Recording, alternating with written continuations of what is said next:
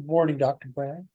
Like Curt, we meet again. I've been thinking about serious things face on. I have been. I've been thinking about a serious thing. I've been working with my good friend Noah Ravoy.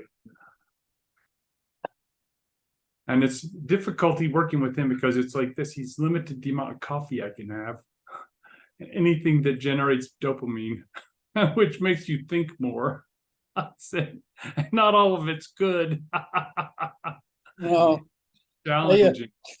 I've not been off caffeine since what, March or April? I mean, it's been a long time. Months. I mean, it's not that I drink decaf. It's got some caffeine in it, but I can't even notice it. I don't notice the difference. What's the difference? I do notice that, like what they say is, I don't have as hard an afternoon crash. Right, that's the only thing I really notice. So you've been doing serious things. So But, and you're fit. You're fit. You take care of yourself. You go to CrossFit. You ride horses. You work on your house. You have a. I mean, what do you need to self-improve about? I thought you were perfect. I mean, that's my impression. That's the impression I wish to project. Yeah. Anyway, so Noah's turning into a bit of a hot shit, isn't he? He's doing quite good He's work. doing quite well, yeah. I'm impressed by it. I'm like, okay, and I wanted to learn what he was doing, so that's why I started working with him partly, because I'm like, oh, that's very good to help people. Well, he says the best way to learn what he does is to work on it with him. So I was thinking of living on boats is where we were starting. Yes, and so we talked about living on boats, and because when you rang, I was playing some video, and I just love the idea. The problem is, if you want a comfortable boat, it's got to have a motor, and I hate it. I mean, I know how to sail. I've driven up and down the intercoastal waterways on a motorboat, so I taught to sail very young, right? So I know all this nonsense, right? I mean, I can't sail a thing with more than 2 sails on it. If it's got the main sail and the jib out front, I can sail it. Otherwise, it's so too complicated for me. But I mean, if you can sail that kind of thing, it's just more people and more sails, right? I mean, right. But when you live on a sailboat, it's quiet, it's spiritual, it's like hunting. It's just absolutely wonderful, right? But when you live on a sailboat, you're down. Yeah, you're down low. And when you're on a motorboat with these things, especially if they have multiple, like if you get a catamaran with the 2 hulls, I mean, it's like a house up there. Yeah. Right. And you can get a sail catamaran, but now you're talking like, millions of dollars and whatever. So the problem is it's a really great lifestyle if you're basically a mechanic at heart, because that's what your life consists of. I mean, maintaining a boat, other than like your weekend go fishing in the Gulf of Mexico or it's a job. Yeah. Right. And so I have work to do. Yeah. I have work to do. I can't afford that job, to have that job, despite the fact that my allergies, my health in general would love me for it. That's the reason I would do it, is just because the quality of my health would improve, because it does whenever I'm in that environment. Except that there's girls. The problem with boats is that there are girls. And if you're trying to work, I have a problem. I like girls. They distract. And they're very distracting, and they're fun. They're great. They're the best toy ever. That's good to be heard, Jerry. Why is it that when you say it, like when I say that, they just laugh at me. They don't take me seriously. It's not that. But girls really are the best toy. Because you know why? They know men are the best toy ever. That's right. They just won't say it. That's right. Anyway, so I was thinking about women, and I wrote this in my book here. The feminine mind thinks it's operating within certain limits, even though it tries to avoid and undermine those limits. So what they do is they push on the softer of the 2 limits that they perceive, until they hit resistance, then they go somewhere else. It's like water. Yes. They seek to fill the vessel. When you tell, there's a problem with this verbiage, because you've got to cross the male-female cognitive border. But, you know, realistically, the way I think about women is, what does it take to make you feel safe enough to feel instead of think? Okay. Right? Or in other words, my understanding of women is they want freedom to feel. Now, in my Russian Russian Ukrainian female universe, it's they call it they want to feel free to love. Right. But in the broader, more general, it's freedom to feel. And so you just have to figure out what that person needs, that woman needs, in order to feel, quote, safe enough to feel. The problem is if she actually never feels safe, so she has to consume. In other words, it's an addiction response. She needs to consume to sedate some form of neuroticism or underlying problem. And so now you've got to fix that problem that's preventing them from feeling safe in any context before you can solve the problem of how do I make her feel safe. And to me, I view that as a huge responsibility for a guy that we are not taught. And unfortunately, mothers don't teach daughters how to self-regulate anymore, or grandmothers don't teach daughters is probably the correct hierarchy. So they teach them the opposite. Try to go all to do this stuff that makes you effectively male and puts you in a continuous position of safetylessness. My. Yes. So I don't know, but the whole relationship thing is economics broke. The pill in economics broke this intersexual relationship. Anyway, I'm Say that one more time. The sentence you just said. the pill plus economics. In other words, the entry into the workforce just destroyed it, because now the incentive between the sexes for reproduction, and we added Social Security and all of this other stuff.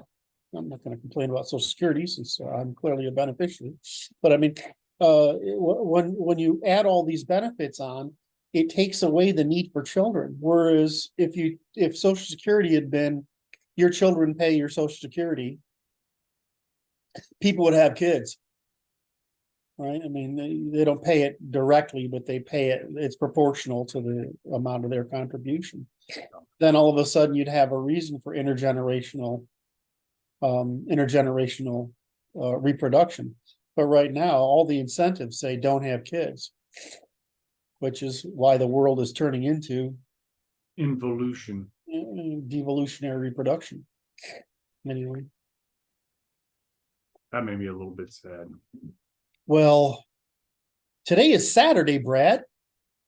That it is. It's Brad. I get to talk to Brad Day. You know, I took this week off. I heard that. I took this week off, and it was hella good for me. How so? I'm really good at sprints, and I'm not very good at marathons. I understand you, and I'm understanding that this process is marathonic. Yes, and so I have to just grinding. I have to take breaks, because otherwise the work gets to me too much. So you did some good work today. I'm sorry? You did some good work today. What are you referring? I saw this is English from England. Oh, I was just and Germany, the immigration problem. See, I have them here. Ah, you are a wise man. Yeah, I did a quick piece on the evolution of the English language, which is what I was really trying to show is that we tend to think of English as European, right? But I mean, there's really Mediterranean civilization, there's North Sea civilization, and then there's East European civilization, right? I mean, it's really that different.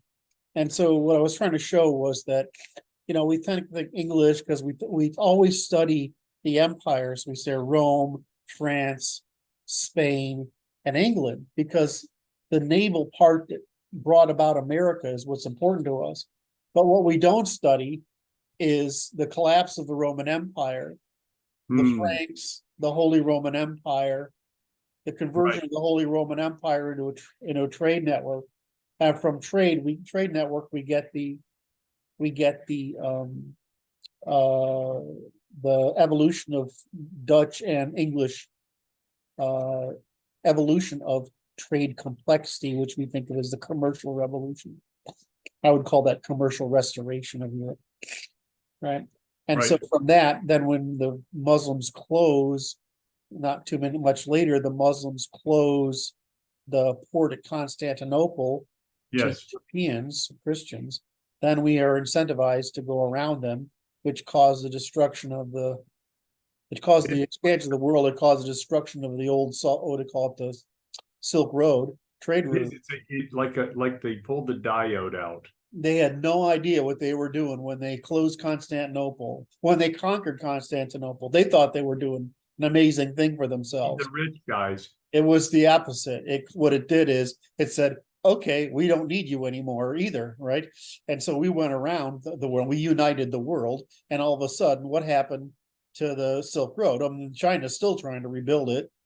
Right? There's two groups trying to rebuild this sort of internal paradigm, but you can't equate the cost of sea travel with overland travel. There's just no comparison. So anyway, that gave it out. So I was trying to illustrate that path. I would like us to look at European history from not the development of self-congratulation, but from the development of how the Europeans restored the economy that the Romans had been trying to build. Right. It's like light it back up again. Right. And so that requires, when you do it that way, you learn more about what economies and polities and trade mean than you learn from looking at it as ideologically as the Roman Empire against the East, or the spread, the church, right? These are the spread of the church or whatever. These things are all immaterial, really. They're just the talking classes version of history. They're not what actually makes history, which is trade, technology, trade. Right.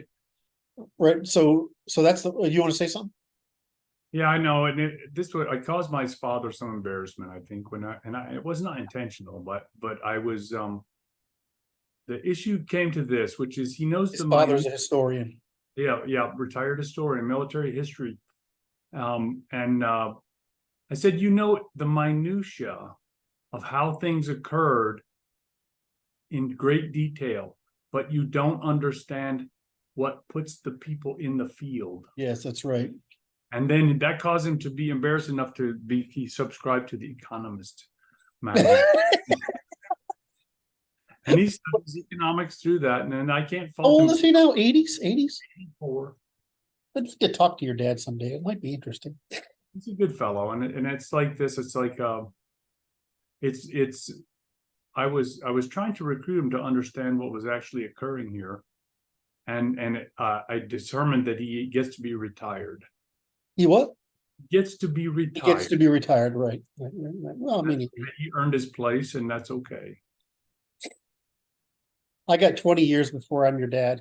I don't think I'll live that long, but I'm going to try. And don't give me that face. I know I shouldn't have said that, right?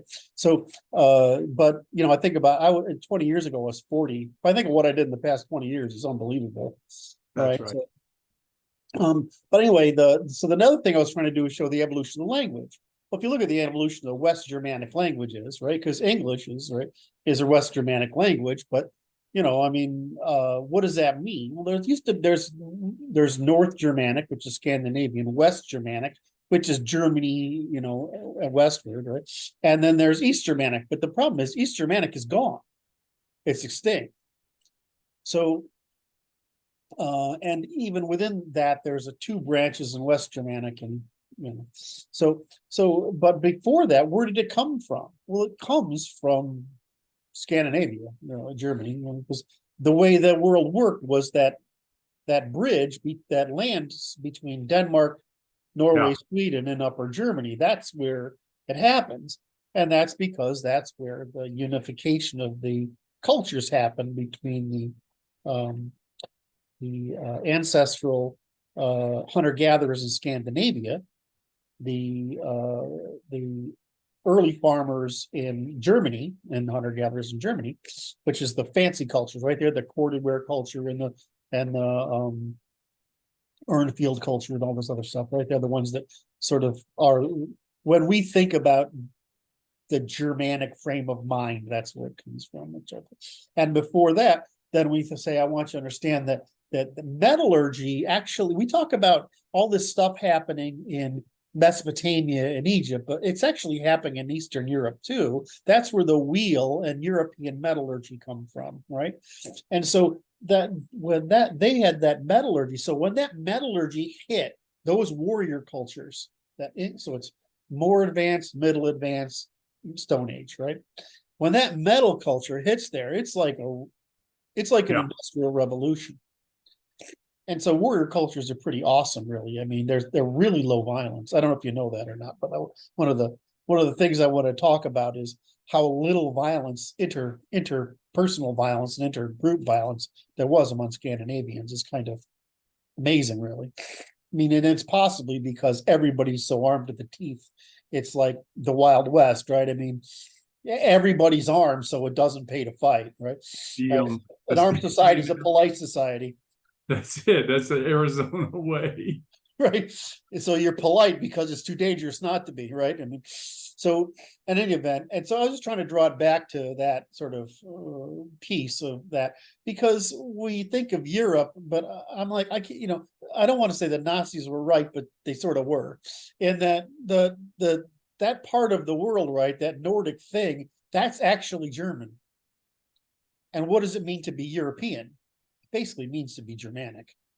I mean, because what are Etals? They're the Celt-Iberians. What's a Celt? A Germanic. What's a Celt-Iberian? It's a Germanic. Right? So we really had this explosion up there, right? When the steppe came in, took over everything, integrates with this, and then the metal comes in, and holy shit, the metal comes in, and then the steppe comes in, and boom, we get all this crazy shit we call being Europe. But fundamentally, it means being German, right? And which is really what's frustrating to the French, because they want it to mean being French.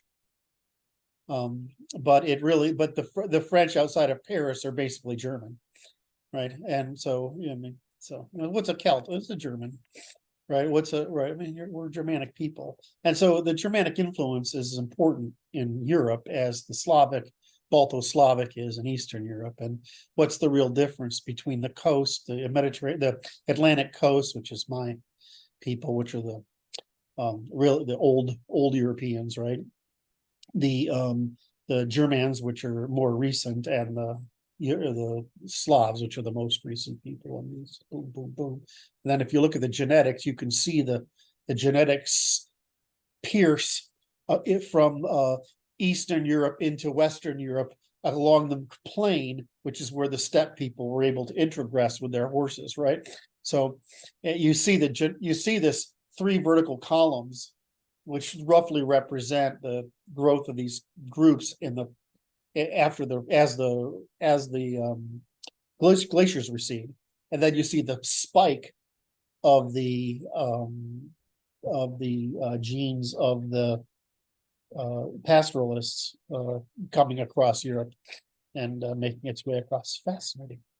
So I mean, we should appreciate our history, but we look at it now. And in the last piece I wanted to add is I was trying to actually get to this and I didn't take it any farther because I thought I'd made the piece long enough already.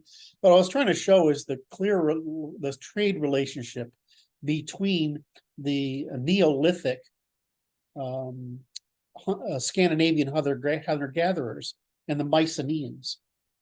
So they got metal from the Mycenaeans, and Right. the Mycenaeans got amber, which was a precious stone, status symbol, from the Scandinavians.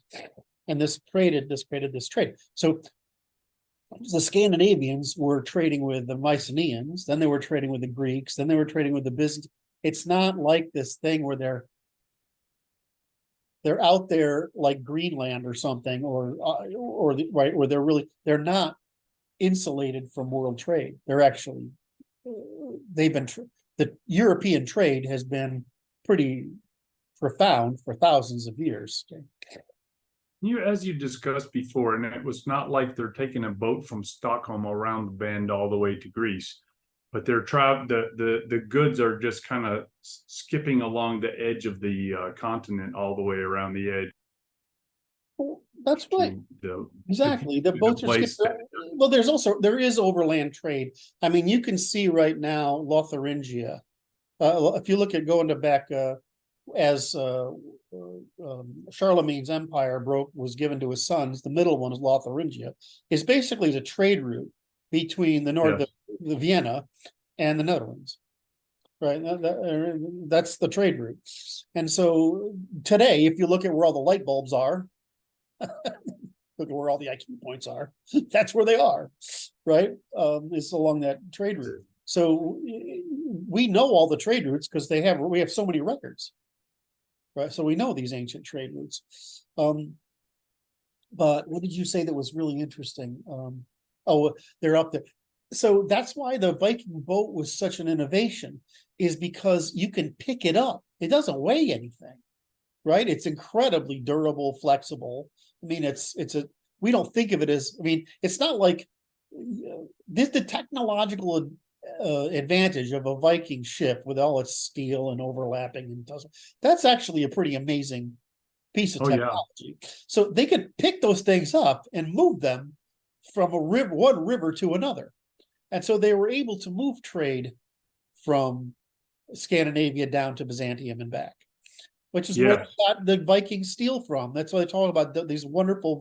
That's why if you look at there's a very highly prized inscription on some of the Viking swords. We don't know where they're actually. They might have been made in France, but the metal was obtained through trade with Byzantium by the Vikings, and so that's where you get these. So that was like your big status symbol, right? I get this. So, I think they were actually. They might have been forged actually in what we call France today, not possible. But the metal was obtained, and then that metal that we talk about, that is Damascus steel, is actually from India, because India has those little fucking branches that grow on those little fucking tree things that you can actually put in there, that if you put them together right, they form the carbon to be able to do it. Now, our ancestors, use bones of ancestors and shit like that for the carbon, but anyway. You're just watching your score get dinged here. No, I'm trying to convey the basics of the information without doing my usual autistic regression into infinite detail that is going to lose everybody, including me. So, it's not like I don't know these things, right? I just can't. There's only so much human tolerance for listening to me talk about things. I know it's hard to believe. Somebody wrote a piece on this the other day, I can't remember where I saw it, where it's like, well, imagine the difficulty normies have listening to autistic speech is very similar to the difficulty that autistic people having listening to normie speech. Right? It's like this, like normies sound profoundly stupid and ignorant. It's amazing. Right? I mean, and autistics sound basically crazy to normies. And I think that there is a great deal of merit in what you just said. It's true. Oh my. I mean, the whole trick to being an Aspie is loving yourself, right? And realizing and giving people permission to shut you up without feeling embarrassed. Right? Like having a stutter or something. Oh my. You can shut me up anytime, right? I know what it is. I know this happens. I'm perfectly aware that it happens. You can shut me up. I try to self-regulate, but sometimes the thing is, you can go off on this stuff, and if people find it interesting, they'll listen for hours. Right. The problem is, I can't tell the difference between I lost you six minutes ago, 6 days ago, 6 months ago, and I'm interested, right? Oh my, yes, it's the interest is the most important thing to gauge on that one. Yeah, well, it's hard. I watch you very carefully, right? And I sometimes can tell whether you're just, okay, I'm not going to interrupt his arc, or we are this is going on too long, or I don't understand what you're saying, or we've run out of time and you need to shut up now. I have no idea. I just watch your face and I know But it's that only like 4 signals, right? there's a list. I'm just waiting for that signal to happen. Anyway, so that's what I did this morning, was try to paint a little picture of the fact that Northern European really means Germanic, and Germanic really means Scandinavian, right? Yeah. And so we have to think about it in the sense that it's the southern Scandinavia, northern Germany, and it's the whole North Sea, Baltic Sea nonsense. And to be truthful, we discount this, but it really also includes Latvia, Estonia, Yes. Lithuania, Yeah. Estonia, Lithuania, Latvia. Yeah, Latvia, Lithuania, Estonia. I can't remember. I know it's supposed to be in alphabetical order. Estonia, Latvia, Lithuania. Is that right? I don't want. I know they're all there. I It's the don't know Polish-Lithuanian conflict. Yeah, so that has to be Estonia is less of Finland. It's the Polish-Lithuanian Commonwealth, so it has to be Estonia, Latvia, Lithuania. Okay, Yeah. and Latvians are weird. I'm sorry, but they are. They're just their own kind of thing. It's beautiful, but they're their own kind of thing. Extraordinary, yes. But it's a strange part of the world, that part of the world. Well, that they still had paganism into the late 1500s. They're still old us, and I kind of that's like the Finns. They got a lot of old us in them, and I really like that. There's something very wonderful about it, except they're quiet and serious. It seems like they have no sense of humor, but they do. It's just different. And I like Estonian. I shouldn't say that too loud. Just a data point. Well, I like girls. Anyway. God made me like that for a reason, I'm certain. Yes. Which is one of the things I was going to write about today, is that they were talking about the failure of the failure of the government to motivate the military class to join the military services as a symbol of the failure of the confidence in the government. And I'm like, the failure of the generative class to do their job is worse as a harbinger of something bad coming the way. Oh, you're talking about a couple of intersection of problems.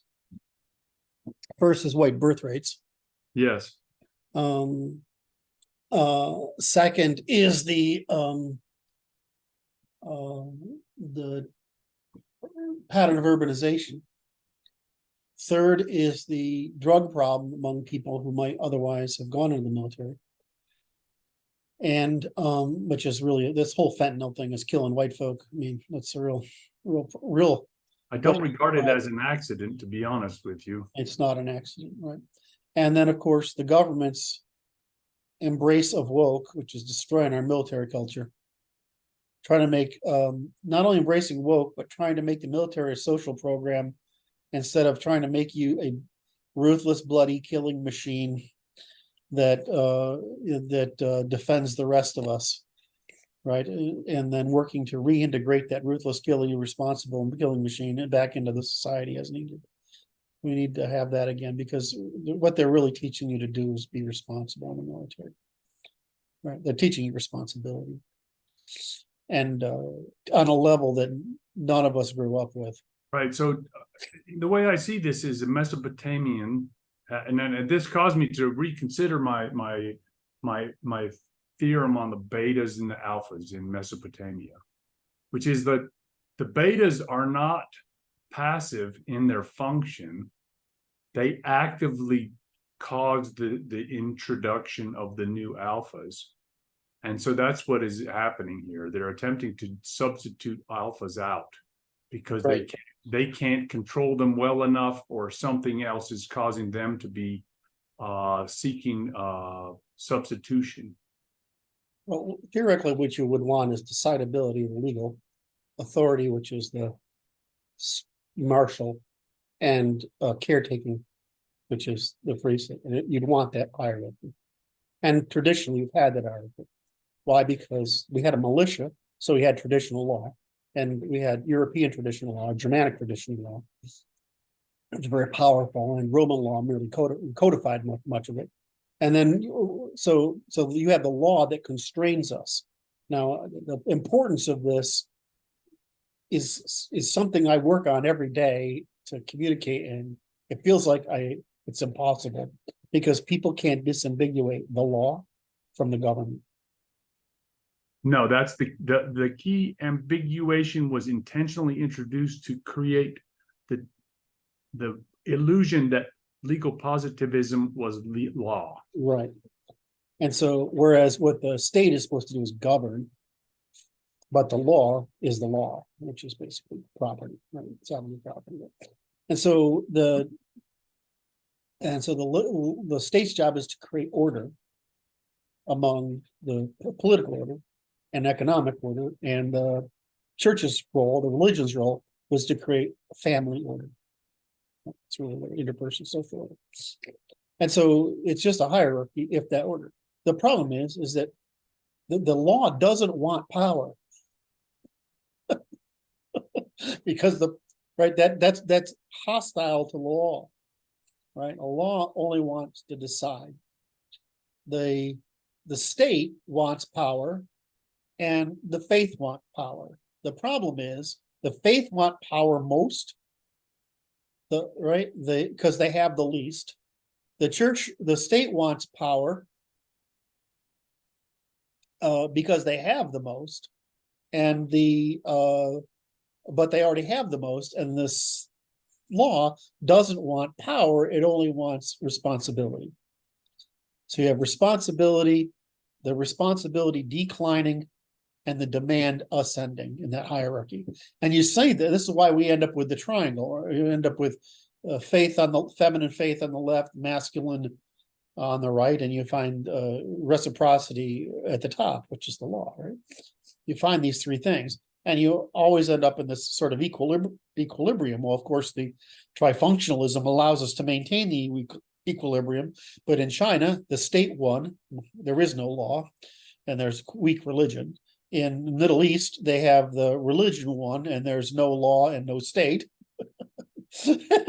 And in the West, the law won, and we had law, state, and faith all competing. And it should be easy to understand that. I mean, I want to reiterate it just for the audience, okay? When Curt said they won, it is not, they means that they were instituted first as an institution. Right. That's what one is. It's like first one across the line is the fundamental institution of that civilization. Right. And the problem is if you anchor something other than the law, you get something other than the optimum hierarchy. What you get is a church that tries to be state and law, or a government that tries to be the law and religion, and which is what Marxism is, right? Government's trying to law, right? And then you get the Islam, which tries to be state and law, right? And when you get ours, you get trifunctionalism, which you get law, then you get law, religion, and state. And so the great thing is that's a market, and these are totalitarianisms, right? And so that's a market evolutionarily computes, and the religion and the state evolutionarily stagnate. I mean, that should be a not complicated idea. Now, I know that okay. It's not complicated. The issue is it's just alien, which is to say it hasn't been discussed at any length. The issue is, Quigley talked about it, and he talked about it a little bit differently, which is he says that, and he didn't talk about trifunctionalism, but it is in the West, it's where we have rule of law. We're governed by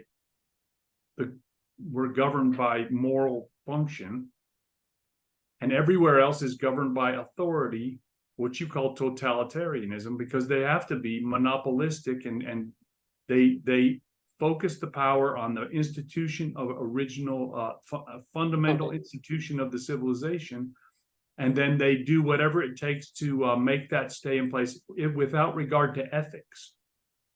Right.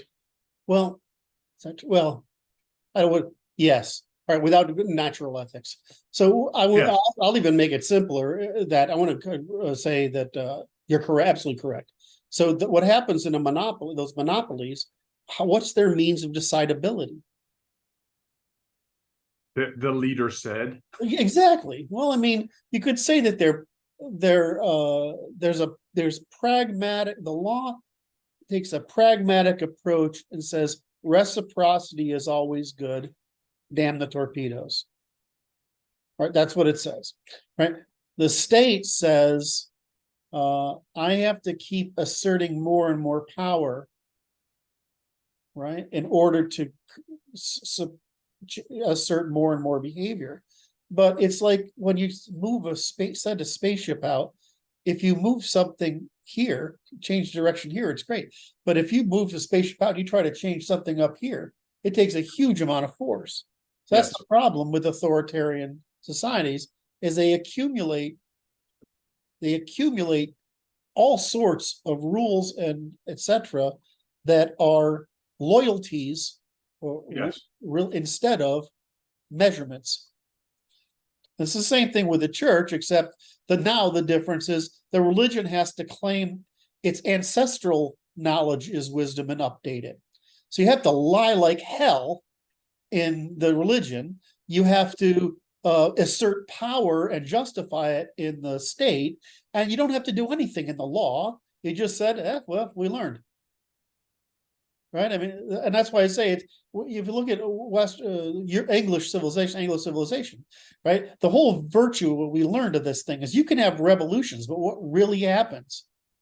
You don't have to change heads. Well, you might have to get rid of the king if he's stubborn, but really what you do is you change the law, and that's the operating system.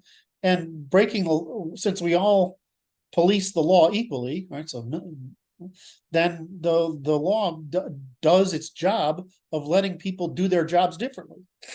So we just run into science. I mean, I just say we didn't invent science. We are scientific, and we figured out that what we do is called this thing we call science, right? I mean, that's the way. I mean, because we started with our ethics, which is sovereignty, which produces the need for decidability, which results in empiricism, or it results in a system of well, we just took our court system and applied it outside of the court, and that ended up being science. That's right. It's really obvious, but what happens to the state? They apply it outside of the state, and all of a sudden you get corrupt organizations and economic organizations. And if you apply that, it's like, go ahead. What? Yeah, because it's like you call loyalty like legacy loyalty groups that accumulate. Right. Yeah. And it's like these are like rent-seeking. Yeah, it's bribery. Right, and it just becomes increasingly expensive and increasingly unaffordable to maintain the status quo in light of all the lies being told. Yes. Which causes the collapse. Yeah. Because everybody knows that everybody's lying to them all the time, and they don't have any, and there's no reason to submit to this nonsense. And so an alternative system will be generated and a revolution will ensue. The interesting one, can I riff off that, is that we know because we know everything about it. We know that nobody tells Putin the truth, which is why he got into this problem. We know that nobody tells Z the truth, which is why he's getting into this problem. The funny thing about the Ayatollahs is Iranian intel tells them the truth. Which is fascinating. Wait, so I would ask this question, given those, do you think anybody tells the neocons in America the truth? And I don't. Well, Let me tell you a story. I think I might have told this story once before. But Henry Kissinger got a speech from Ellsberg. I don't know if you know, I think it's Daniel Ellsberg. Daniel Ellsberg. He ended up being a criminal, right? Treason, committing treason. But he said, "Here, Henry, you're going to about to get a job, and this job is interesting, and that you're going to be given access to things that are way, way above top secret. And at first, you're going to feel, wow, look at all this cool stuff I know. Next, you're going to feel, I want to make sure I can phrase this right. You're going to feel, wow, I really didn't know shit."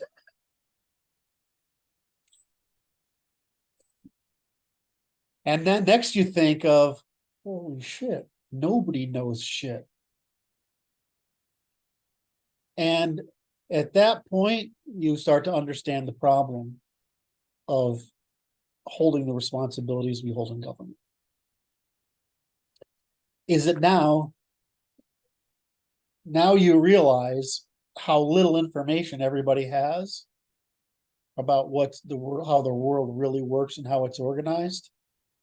How, if they had that information, it might not be as good a world, because we may not want to know that information. So there's a story that goes to Mr. Trump, and he promised to declassify all the Kennedy assassination documents. Yes. Until he saw them. And what he learned was so horrific to his mind that he says he put a can back together again, put the lid on it. And it's like, what did that mean? And it's just a curiosity, right? It's a curiosity to people who inquiring minds want to know. Well, how much of what we talk about do people not want to know? I was thinking about that. I was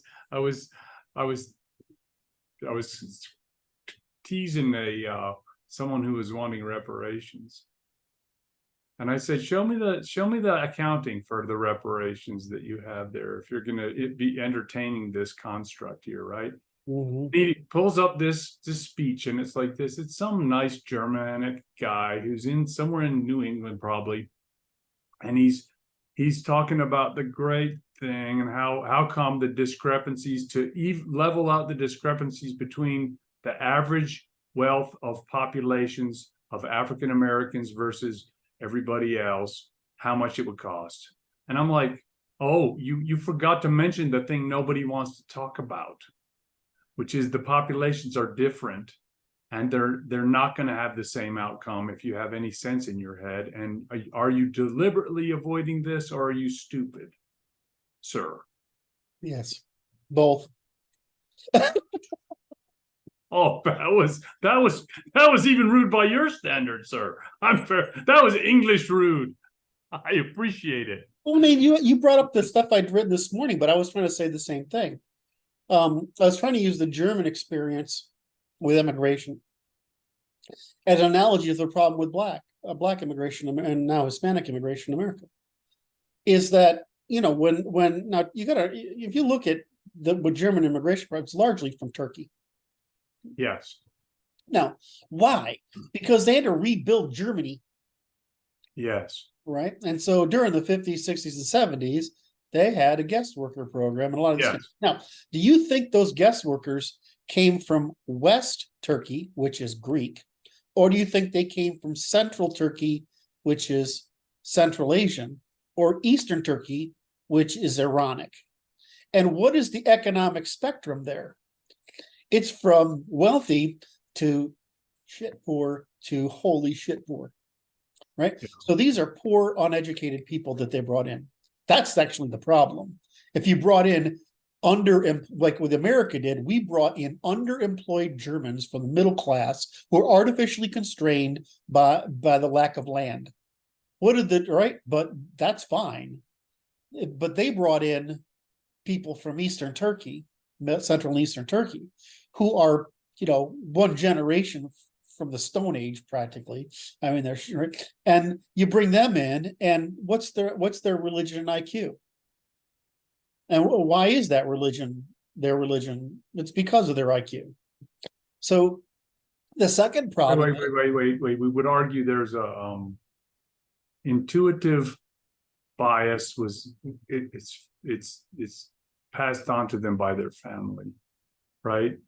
Well, they've got two problems, right? Three problems. They're poor, they're uneducated, they have a low IQ, and they have a religion. They have been told by their families, indoctrinated religion of a low IQ. Okay. Right, so yeah, no, wait. So that there's a lateralization versus processing in their mind. Their brain patterns are different. Right. And just genetic and which is another thing I put out later, which I'll get to that. I saw that one too. All right. So it's not like, so I did these things in sequence for a reason. I was trying to show something, right? I mean, it may not be clear that those three posts are trying to make a point, because a lot of my points are like constellations. You have to sort of see the pattern. But anyway, so the next thing is that when you leave a country, you bring with the traditions. Like there's some traditions in New England that are old English traditions that no longer survive in the UK. Right. Right. I mean, if for the greatest example is our pronunciation. We speak more like English people from the 1700s than the English do. Yeah. Right. So when you bring it over, so that's what happens though. Your country keeps evolving, but you bring with traditions that because you're an insular group, you maintain. Right. So you actually stagnate. And because you're an outcast group, that only reinforces it. So now you're an outcast group that reinforces. Now take it and say, well, it's not like the Irish who were Catholic, right? I mean, they're fucking Irish, excuse me, but they're Catholic. I just had to. I have to pick on there. It's not like I don't love them, right? But I had to. It was there. So you know, so like you're Irish, you come here, and after a while, you can't tell the difference. I mean, except unless you're in Boston, you know, because it's a class thing. But anyway, so I had to throw that one in there too. So wait. So there's a hierarchy now. I want this to be known by the audience that we pick on the French. We love the Irish and pick on them too, but not as much because we don't like the French as much as we like the Irish. Kind of hard to pick on the Scots, right? They're too damn tough, man. Get hit for that. Anyway, so you can't really tell the difference, Scots, Irish, whatever. I mean, you can. I mean, go to the South versus the Northeast, you can tell the difference, right? So, but anyway, so we bring our traditions with us, and they tend to solidify, and then they stay, right? And so now you've got a group that's low IQ, poor, uneducated, brings with it a supernatural religion that's archaic and unsuitable for integration in Christian Western civilization. And they've stuck themselves in an image that is no longer even practiced in Turkey. They're stuck in a culture that is no longer practiced. Now, the Turks, meanwhile, are funding imams who then go to Germany to maintain this belief in these people in Germany, precisely to help colonize Germany on purpose. All right, so you've got all these intentional subversion. It's intentional subversion stacking up. So you've got all this in there. Now the problem is, can those people integrate? Actually, no. Can their middle classes and upper middle classes and upper classes integrate? Absolutely. But you can't integrate into in the Western civilization with an average 85 IQ. You can't. The only reason it's not a matter of will. This is important because it's not a matter of will. It's simply too difficult. Now we can take an 85 IQ European, and because of in-group pressure, right? The advantage of being with the more advanced in-group, they will, I mean, I can talk to somebody, I mean, you can turn it on, right? I mean, you're a doctor, you're a professional. I'm a professional boss, right? So you can turn it on and say, you're out of hand. And they know by the speech you're using, the body language that you're using, everything, they know that, okay, you know, right? You can talk about this respectfully class to class, and that's okay. But when you do that to a black person, you would do it to a it's Hispanic interesting. person, when you do it to a Muslim, or Jew for that matter, you don't get it. They can't have you, they won't take it because They it's won't not, tolerate it. they won't tolerate it because they're not trying to be part of your in group. So this is why I was, people want it to be.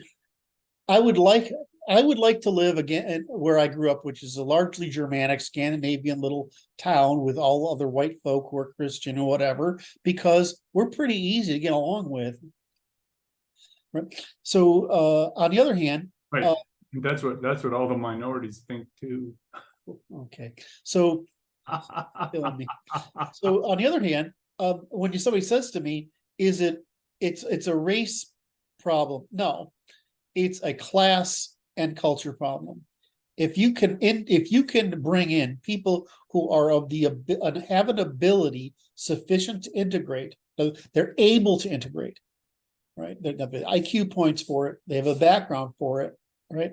And in slow enough numbers that they have a greater advantage by integration than by consolidation. Assimilation, you mean? Yeah, and they need to be able to assimilate.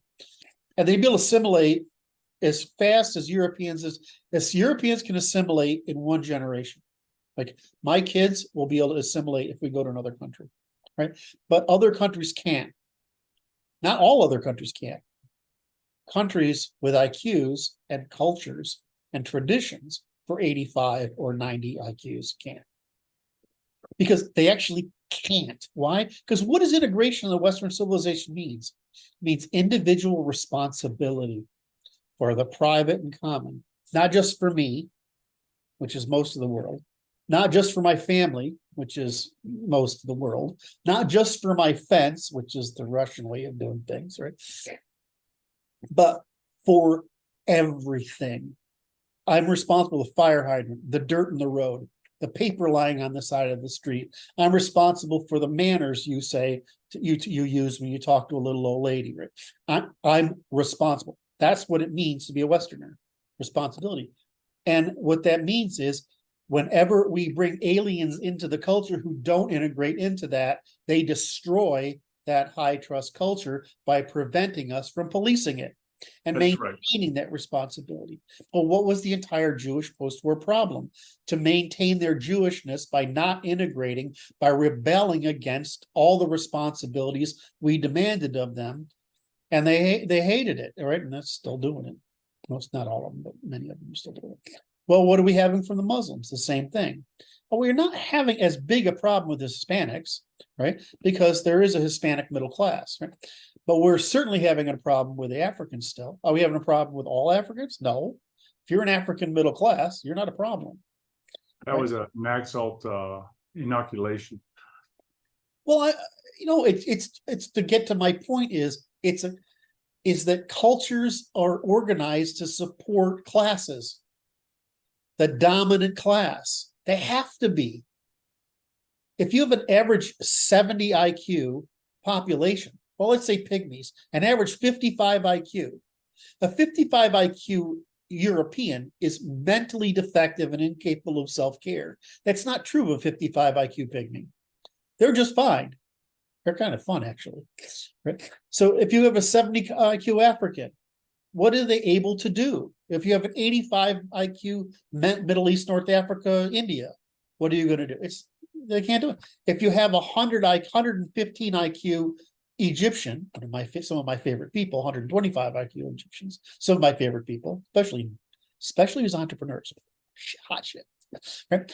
Or if you have 130 IQ Persian, ethnic Persian, not Iranian, but ethnic Persian. Iran is a country with it's an Arabized country, but I'm talking about, right? You can't tell the fucking difference except that their hair is black and their noses are longer, right?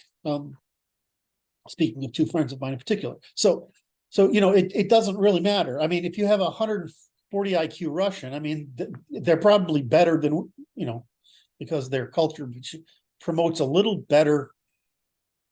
less utopian view of the world. They're probably at least as good. Right. So this is the issue, is that it's actually a class problem. And people, that's when people say you're a Yeah, racist. I want to interject here. I just want to finish my loop. Yes. When people call me, say, "Are you a race?" I'm actually not. I'm a classist, and I'll tell you that all day long. And because I'm a classist, this means it has racial implications. But Yes. I'm a universal nationalist, right? So I want everybody to be free. Anyway, go ahead. You were going to say something. I want to talk about this because it's like cultures are organized to support the dominant class, and it's important for the audience to understand this, which is that I look at it as the individual is like these insects caught in the amber to tie it back. The amber is this cultural justifications and patterns established to support that individual in the position they're in their society and allow them to function there. And it's based on the dominant classes, the way Curt's saying it, which is the dominant class is like it has to be because the dominant class must persist or the civilization will turn into chaos. Yeah, what good are norms and traditions that suit 15% of your people? Well, you can't have norms and traditions that suit 15%. The 15% of your people may have class traditions, but they're not normative traditions. Normative means that everybody shares them, right? Because who's we got to say it? I mean, 2/3 of people are in the middle. What's the middle? In 85? Well, that means almost everybody's has a hard time learning from written instructions. I mean, that's not funny. That's really not funny. And so, of course, they live that way. Can you fix it? They can fix themselves over time, right? But they can't come here and integrate. It doesn't work. We could make programs of full integration, but only for people who are capable. And why bother, since people who are capable generally fully integrate? So we confuse this. We have incentives, but right? You say, well, my incentive is to have pride in my culture. Oh, great. Then go back there. But I mean, the answer is either fully integrate or don't. But the problem is only people who can integrate. And otherwise, you're just a sunk cost. I mean, I look at the problem in France and Germany. I mean, they created this freaking nightmare. Right? It's an absolute nightmare for both countries. Now, we are nightmares because we didn't pay to send them back to Africa. That was the biggest, dumbest mistake in American history. Matter of fact, it's the primary mistake in American history. Is if we had sent them, why not paid to send them back? We paid to send, because there weren't that many. It's not like it was impossible. It was paid to send them back. Well, it probably would have been great for Africa to have them back. Anyway, listen to me. So I'm only trying to make the point that races are different, but that's not the problem. The problem is classes are different, and civilizations have to organize for the dominant, in other words, most populous class. Mental operating systems, a civilizational operating system is different. It has to be. It has to be. And so it's like, do you want to put people in proximity who are eternally in conflict, which is the purpose of the Democratic Party, to generate conflicts, they generate demand for authority, so they can impose an authoritarian system, which will then destroy the dominant middle class, which they're doing already. I mean, it's already happening. Anyway, did I make my point there? Or? I think so. Okay. Now the problem is you want to go hang everyone who's a Democrat, right? I was going to make a joke here for you. You know how we're always teasing Eli because Eli Harmon because he wants skull pyramids, right? He found some guy in Tennessee got arrested the other day because he's been collecting. He's been collecting them. I saw that. I was like, wow, that's pretty heavy. I was like, is that Eli? Oh my! He's not in Tennessee. He's one of the Carolinas, I think. I mean, I can understand it. Like if you've got like a garage, right? It's outside of your house, and you've like collected all these skulls from around the Then world. maybe, Maybe, but you live in an apartment in an apartment complex, and your house is full of skulls. Oh my, You're scaring me, dude. I don't want my kids around you. no. God. So I want you to know the fascia that I built, it's displayed resting upon the Eli brake in case of emergency glass case for the Eli button. Yes, I am not at liberty to discuss it further.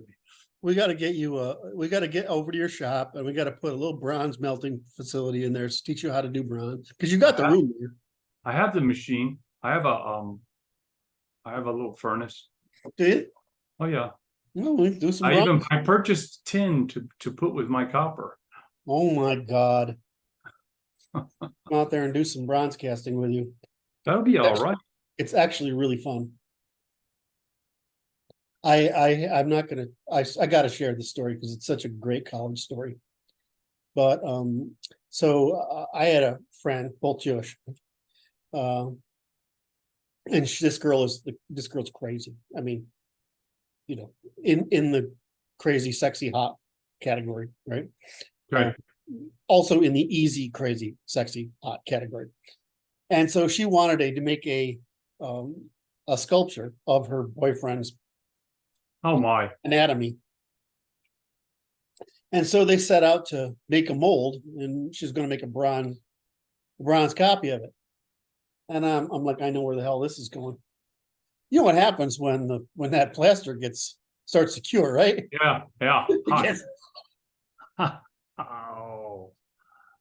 Oh my.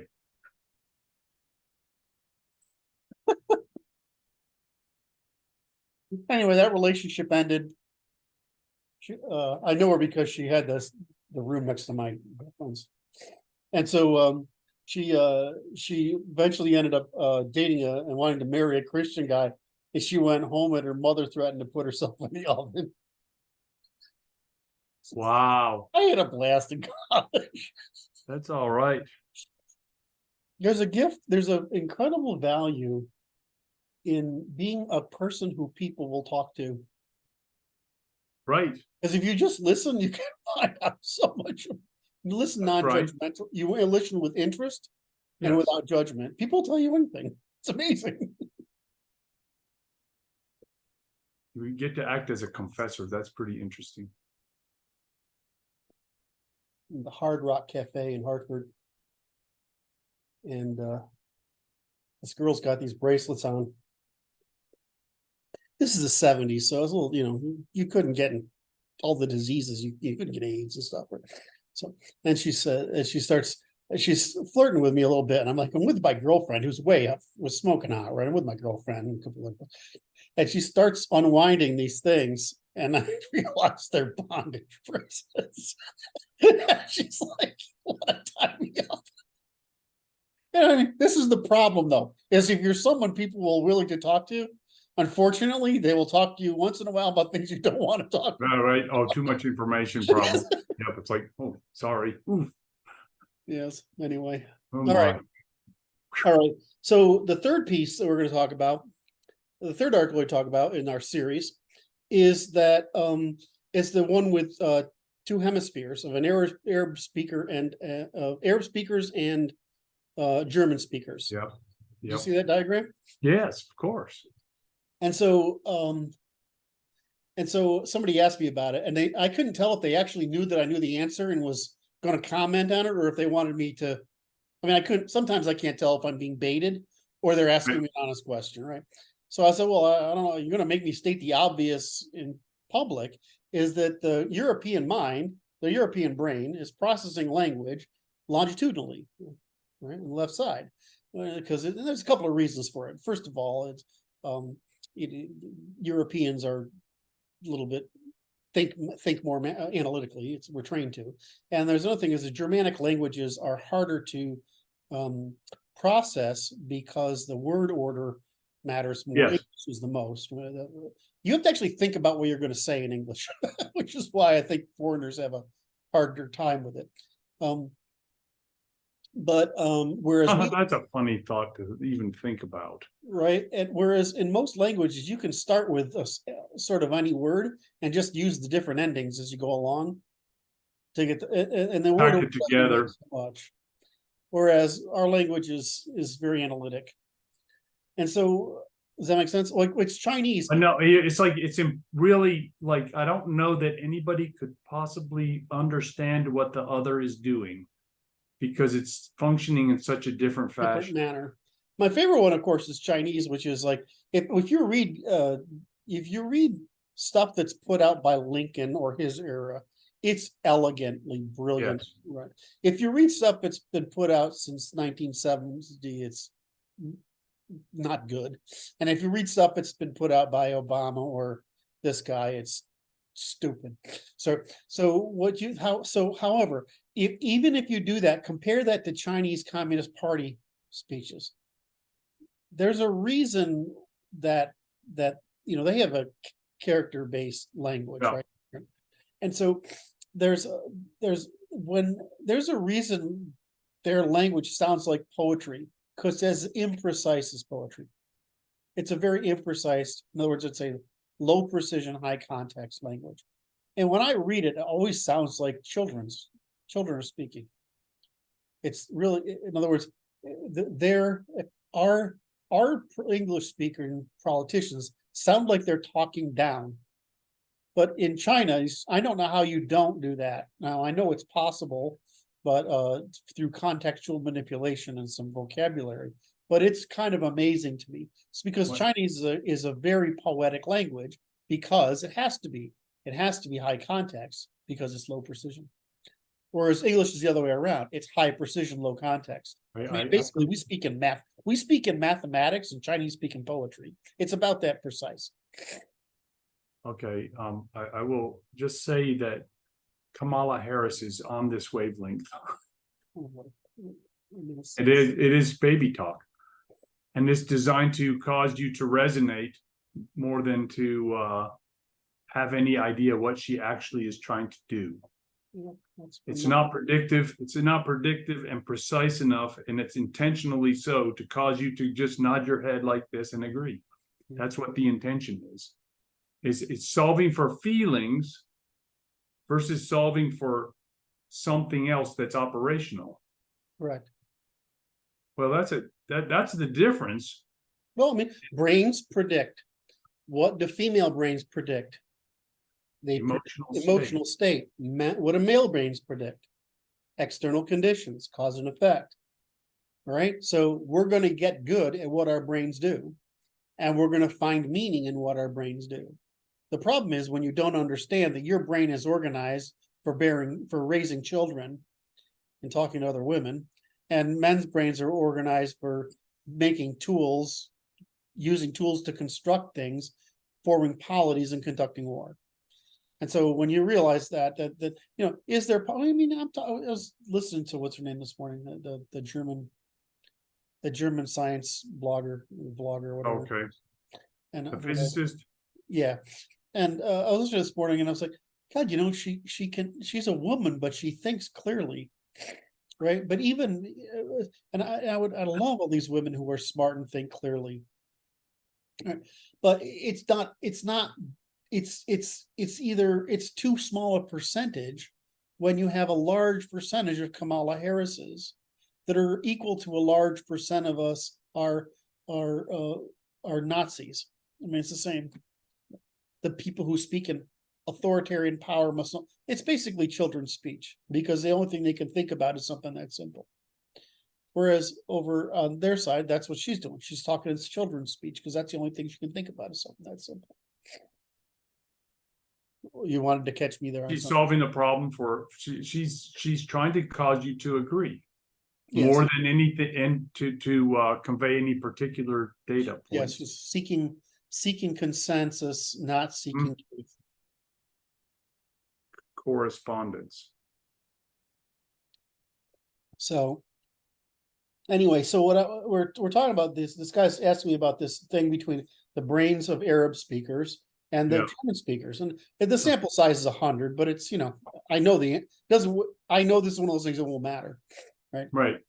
So what do you see is the hemispheric connection in the German speakers. It's longitudinal, front to back. Yeah. What's the correct medical term? Caudal rostral. What? Caudal rostral. Yeah, that's no why I don't use it. Which means tail to head. Yeah, I know what it means, but I know, I'm telling that for the audience, brother. no, that's why I asked you, so you could so I could get the excuse for why I use this term, because Right, because nobody knows what that means. so whereas the female mind is interconnected, right? So it's lateral versus longitudinal. Well, female mind works both hemispheres in time, and male works one hemisphere over time. It's a huge simplification, but it's basically speed, right? Speed over time versus number of things in time. Like, it's why your wife knows what the shit is in the refrigerator and you don't. Honey, where are my whatevers? They're here. See, because they're wired for that. All right. So it's the same thing with women get frustrated with the men because we do things efficiently and women do things thoroughly. Right? Is that we're organized for efficiency in time, and they're organized for thoroughness. You know, we're organized for efficiency over time. It's an energy thing, right? It's just an equilibrium of energy. So what does the Arabic speakers look like? It looks like a female brain. It's interconnected. It's interconnected laterally. So when you're the English speaker is using basically mathematics, and the Arab speakers using feels. It's feels and reals. And I'm like, well, now the question is that purely a linguistic thing or is it a genetic thing? I'm telling you, nobody's going to like this, but it's genetic and cultural. In other words, it's not only training, it's also genetic, because we know that the Semitic people have still got higher, it's lower neoteny, higher aggression, right? Lower neoteny, higher aggression, and more emotional bias. And in general, it's a much lower IQ range. It's full standard deviation lower in averages. So their language, their religion, their culture, and their biology, just like all three of ours interact, relate to each other over time. And so, like I said, I know the genes, I can see it in the data we have. I'm just waiting for the 2018 event on race to show up in the, you can't, okay, we solved IQ a long time ago. By 2000, we solved sex differences in brain construction in about 2012. We solved race differences in about 2018. And I'm waiting for this other stuff to roll out, right? Because you can see it in the data. It's really obvious. And it has to be if you understand the ternary logic of evolution, is that things have to come from somewhere. So you know, because there's only so many options the brain has, right? You know, when it's growing. So you're going to see this. So we have a more emotional, experiential, more feminine language in the Arabic world, which is because they're more emotional. So how do they solve the emotional problem? And how do Europeans solve the emotional problem? How do we solve it with women? Can you solve it with reason, or do you solve it with ritual and socialization? You solve women with ritual and socialization. How do you solve it with men? You solve it with reason. And so we have the Stoicism as a European religion, and really Christianity is the female version brought in from and then Germanicized so that it is a little more rational. And then you have, I mean, by the time we get to the 1200s recovery, my favorite saint, you know, Augustine Aquinas, Thomas Aquinas has said, it's science first and religion second.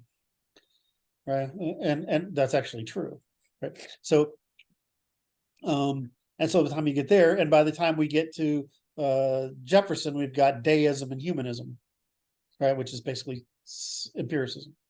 And now we get to Darwin, and then we got just that. And we get to us, it's like Doolittle is like, shit, it's just trifunctional, ternary logic. So the point I was trying to make is that I thought this was a great example of why an emotional language is more useful for an 85 IQ population with lower neoteny. No, it's necessary because you're talking to their level and you're causing them to agree in some consensual fashion to that which may not be good for them, but that's better than them having a big fight about it. Yeah. So, somebody accused me of being evolutionary psychologist. No. I do look for evolutionary causality in biological construction. But when I talk about behavioral construction, I do it from neurological structures. But I'm not like I don't have to go back and say, well, it's because we did this in history and our ancestors did that.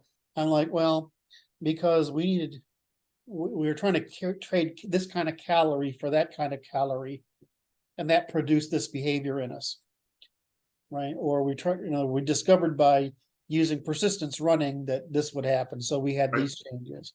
Oh, we discovered that by having our hands available, we could divide certain labor, right? I mean, there's all sorts of things, but I don't do the other, which is say I don't justify a personality or a normative trait by some social construction. I say I justify a social construction in response to an environmental stress or need, right, which is just physics. Right. And so, but besides that, most of what I do is, as you know, is I think about the brain very mechanically as what I view as a very simple system with just a whole lot of parts. And, right. and the brain hasn't got a lot of choices, right? It only has a few, and nature's dumb as hell. It only knows what worked before, and if it worked before, it keeps it mostly, and otherwise everything's an accident. Right. And so it's all accidents making use of energy based on what the biological form can capture. It's not rocket science. I mean, it seems like it, but it's nature just did its throwing the dice. All Einstein was wrong. God plays dice because it's all he got. It's all he's got to work with. That's funny. So what I was trying to show there was through the three different pieces. I showed the Germanic evolution of language, the problem of immigration, and the biological differences in our neurology to show that evolutionary sequence between those three posts. Now, do I think anybody got that connection? I don't know. I mean, I have no idea, but I was doing my thing. If somebody else sees the constellation, they get a gold star, and maybe we'll invest in them. I don't know. But anyway, that's what those three posts were about. Thought that was interesting, man. I looked at the arc of it. I'm like, I did not predict. That's unpredicted to me, that arc. And I'm like, oh, that's interesting. What was I? Oh, I had one thing I wanted to tell you about this that came up yesterday. I was listening to Elon Musk talk about his new. Elon had a podcast or whatever a live event on Twitter last night about his new X.AI initiative, and it was everything I expected to see, except that it's like Bill Gates, when the government came after Bill Gates unjustly, and it cost him to lose his CEO-ship at the company. Yeah. He got frustrated with our government, but he went off and he basically gave in and went off and focused on the Gates Foundation. Now when I knew him, so to speak, that was one person. The guy that's out there today, I don't really understand. Well, like, look at him as a product of the system, remolded him into something that is within their operating standards. Right, which he is wanted to participate enough to be within their standards that they can tolerate. I just view it as what they did to him was evil. I mean, I view our government as large. I would not argue the difference. So it's a very big difference between our legal system and our government. and people attribute things to our government, which show that our government is not good. It's everything that good that comes from the West has to do with our legal system. It has nothing to do with our government. So anyway, so I'm going along with this. Everything bad seems to come from our government because it's true. Now, so I was talking about. Go ahead. Go ahead. I would just interject there that it's like this. It's because our government has been occupied by the monopoly, global, international financier class. That's all. Yeah. So, okay. So back to Elon Musk. He was talking about this. He said something. He said one thing that really struck me is, aha, I see what he sees. Is that we say all the time, you wouldn't have expected the universe to be this simple. But once you get to the end of our understanding of, the ternary logic, trifunctional, I mean, all this stuff, the hierarchy of root basic, it's stupid fucking simple. It's, in retrospect, how did you not know? How did you do that? I find that to be very interesting.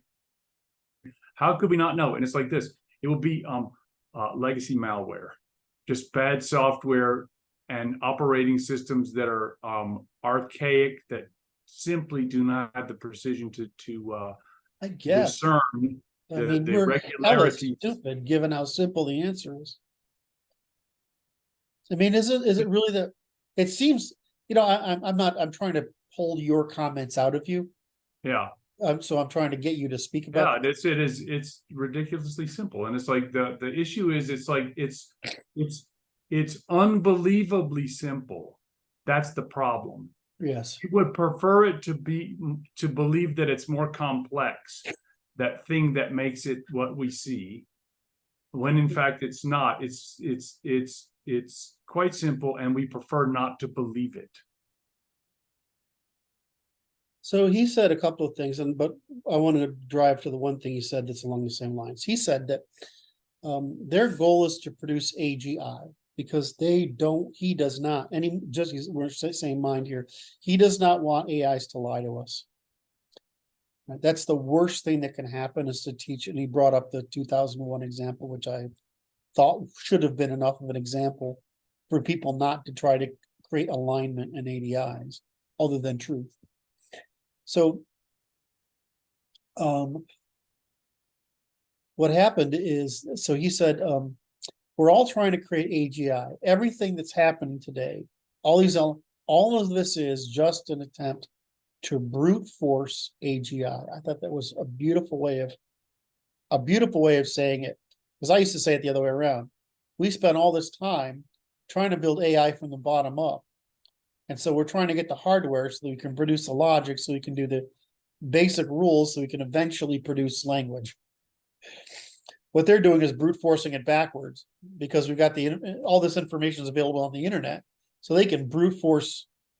It's basically they can cause the AI to cram and then whip it every time it gets it wrong until it gets there. Right? That's what they're doing. So they're brute forcing the inverse to happen, which frankly works fine. It's working out fine. So we're trying to get to AGI. He says, but we've learned something I can't share at Tesla, because remember, they've got self-driving cars, right? Yeah. And they've got a robot, right? And they've got scary big compute power, right? Computing power. And he said that when we get to AI, when we get AGI, we're going to see that it's so simple that all our belief in complexity is wrong. It's so simple, we're going to feel dumb or something along with stupid, that we didn't see it easier. So it's like you said, all this malware in the way. He's saying the same thing. Yeah, he is. So the problem is, now I'm nuts because I'm going to be spastic until I find out what it is that he means that Tesla understands something, because I think they know. I think they actually know. They may not know the ternary logic, but they may know the equivalent. And They how, have something that's, they have hit an analog of that. right. And so he said, he was trying to say there's a, I usually say the way you judge human civilizations is by the energy consumption per capita. Right. That's really all. It has to be that way, right? It can't.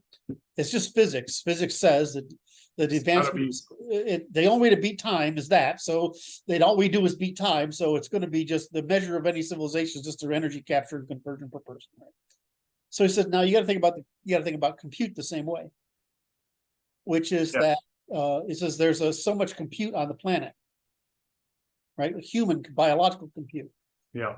And he's saying that we're going to rapidly pass human compute with digital compute.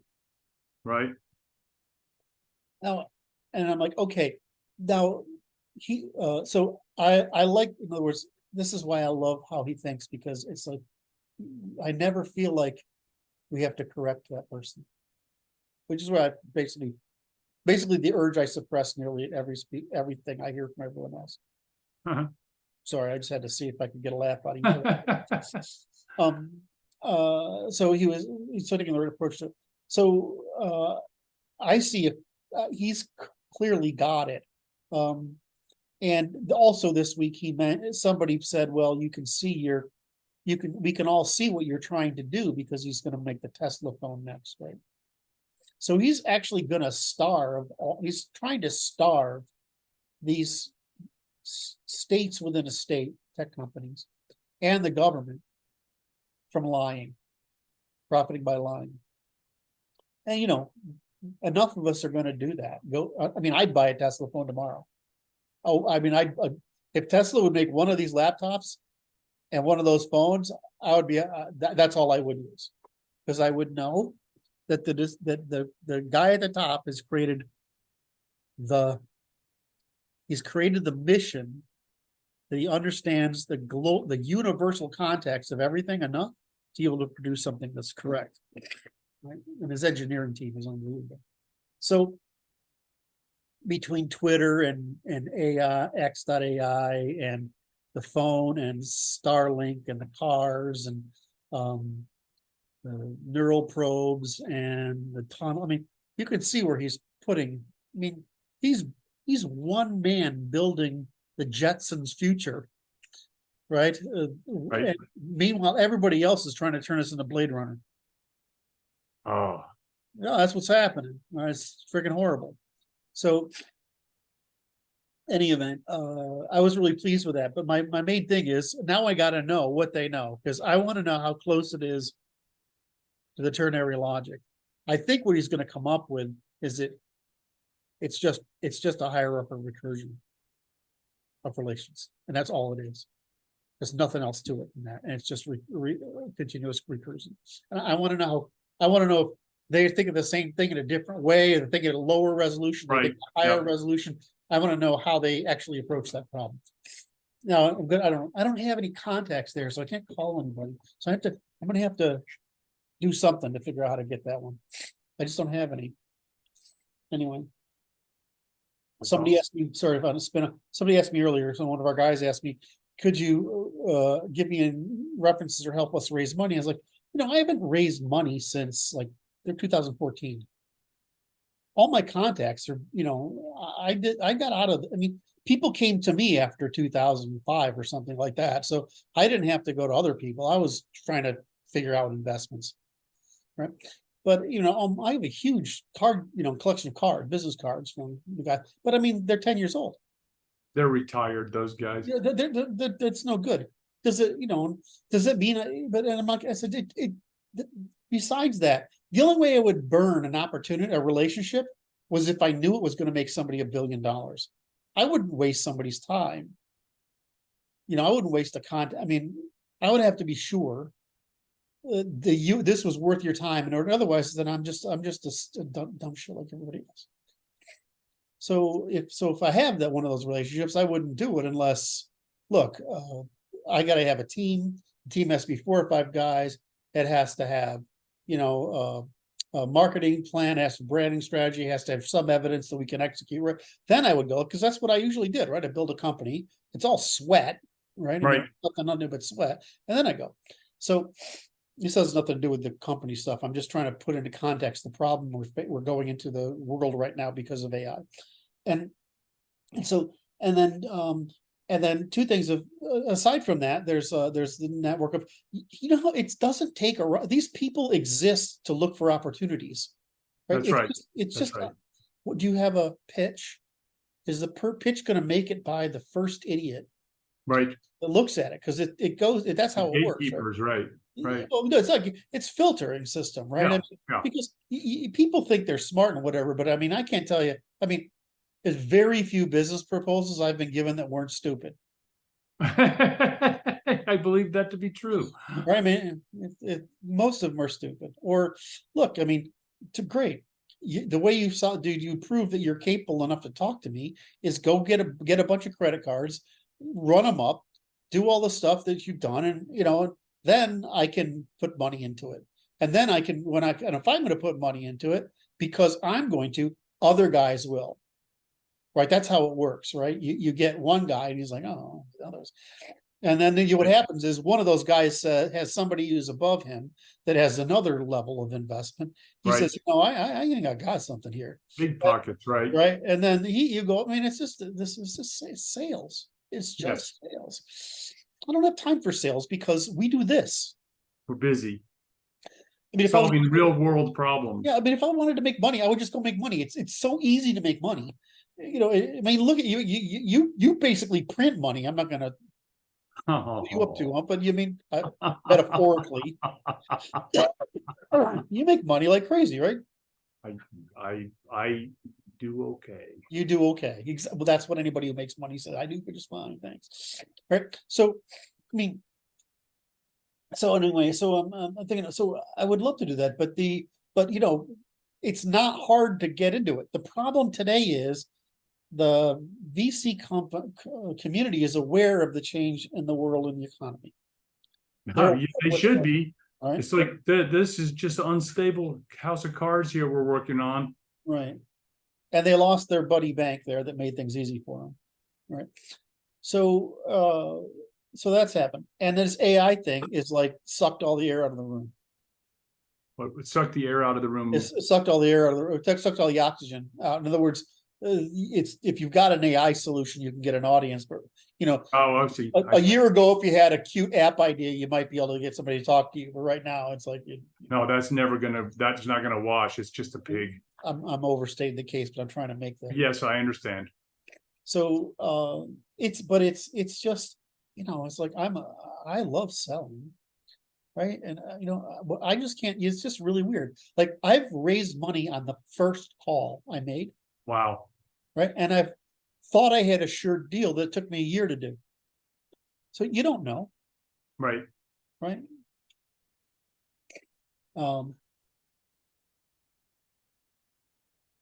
So, and in other times I've funded stuff myself. And once you put in the first, couple of 500 grand, anybody, I mean, because that's what they're looking for, because that's the greatest certification. There's two kinds of certification. Somebody else gave you money, and that person isn't an idiot, and you've got 50 grand a month in revenue.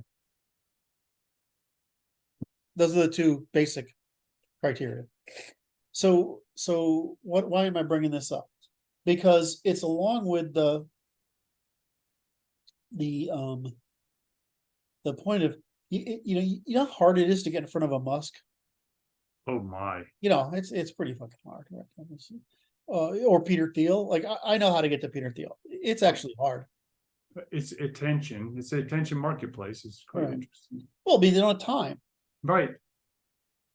Right. But I wouldn't go to one of those guys unless. Right.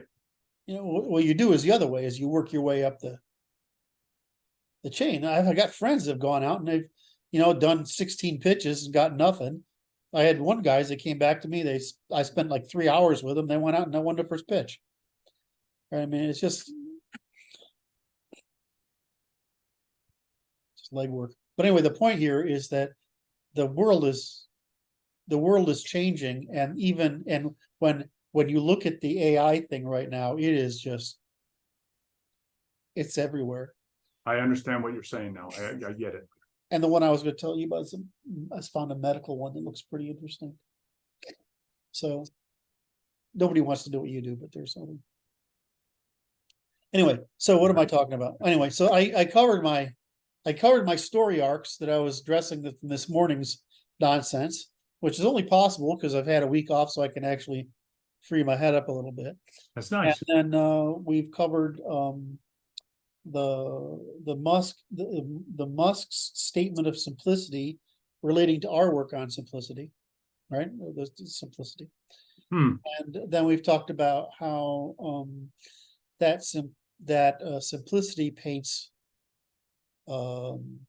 simplicity is consistent between both our works, which you described as struggling against malware, and I think that he's saying the same thing in more charitable terms.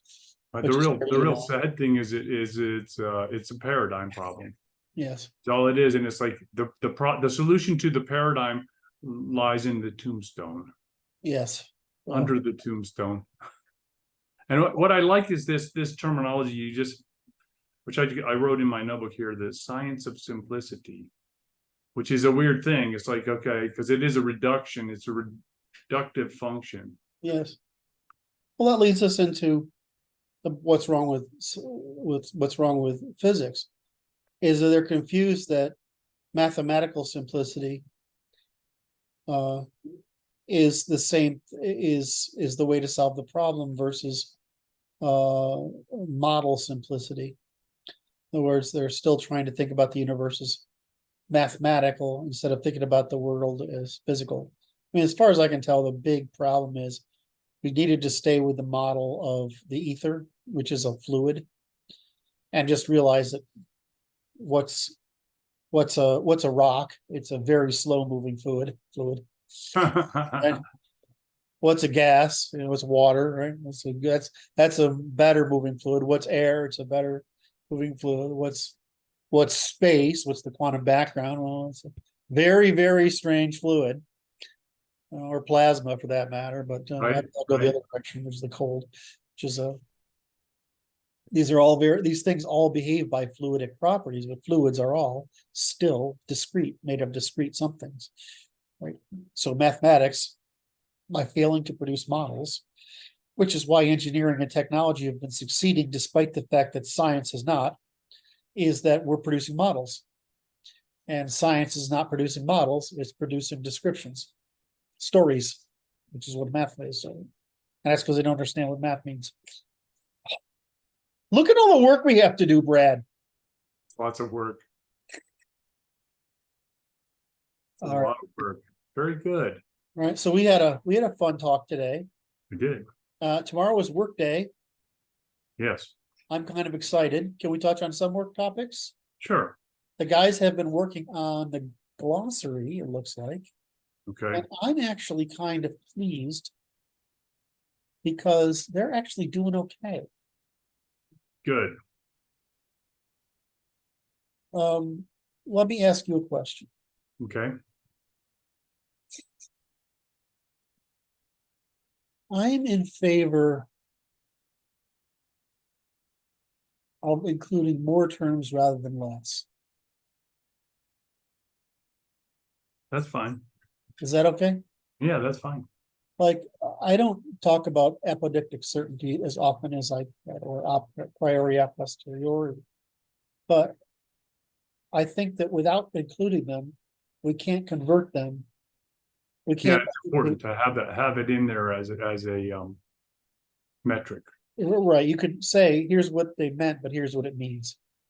Yes. Right. And so we can, the terms themselves can do education.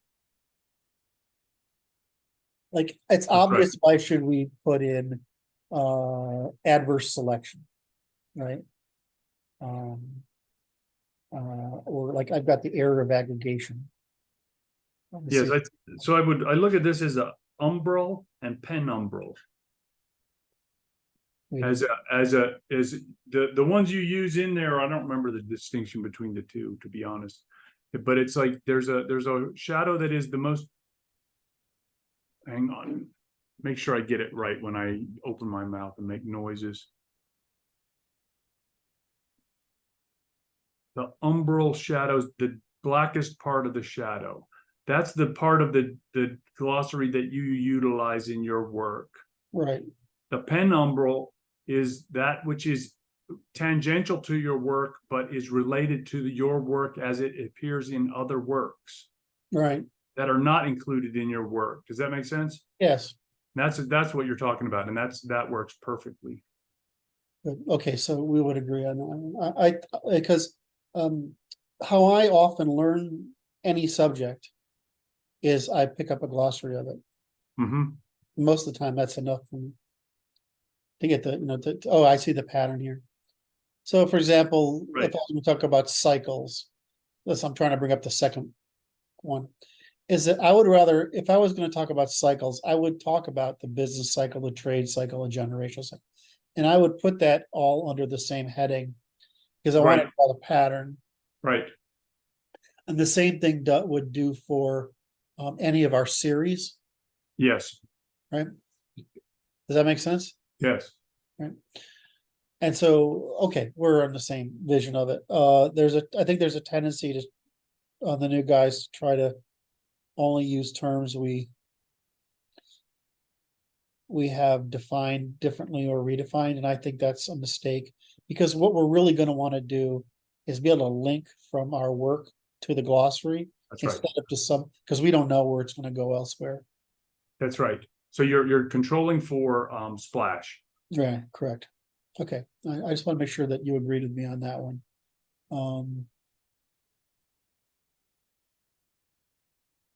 Yeah, I've also, I mean, just miss. There's 40,000 words in here already, and it's only, I mean, it's probably an 80,000 word glossary, easy. Hmm.